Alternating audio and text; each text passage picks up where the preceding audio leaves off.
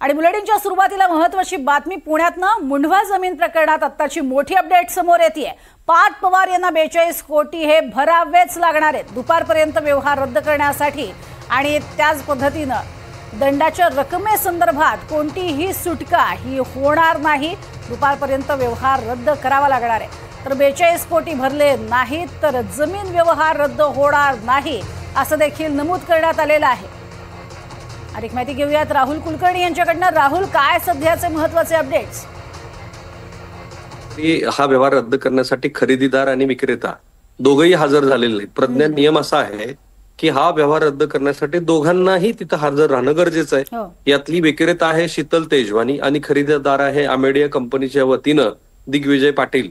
हे या क्षणापर्यंत तिथे हजर न झाल्यामुळं आत्ताची मोठी बातमी अशी की ह्या क्षणापर्यंत श्री अजित पवार यांनी घोषित केलेला तो व्यवहार रद्द झालेला नाही।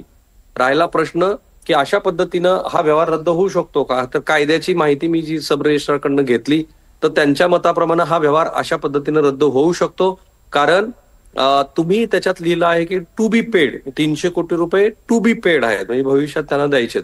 त्या 300 कोटी रुपयाची आयटी पॉलिसी प्रमाणे घेतलेली जी 21 कोटी रुपयाची सवलत आहे ती अधिक आता व्यवहार रद्द करण्यासाठी पुन्हा 300 कोटी रुपयाची 21 कोटीची नवीन स्टॅम्प ड्युटी असे 42 कोटी रुपये भरावेच लागणार आहेत। त्यांनी कायदेशीर सगळ्या पडताळणी केली आणि त्या कायदेशीर पडताळणीमध्ये त्यांना हे बघायचं होतं की ते जे 300 कोटी रुपये आम्ही दिलेलेच नाहीत असं अजित पवार म्हणतायत ते खरं आहे का?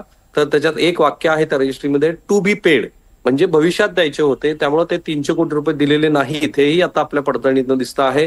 पण जरी ते दिले नसतील तरी सुद्धा आता ह्या एकूण रकमेवरची तुम्हाला 42 कोटी रुपये भरावेच लागणार आहेत, त्याला काही पर्याय नाही।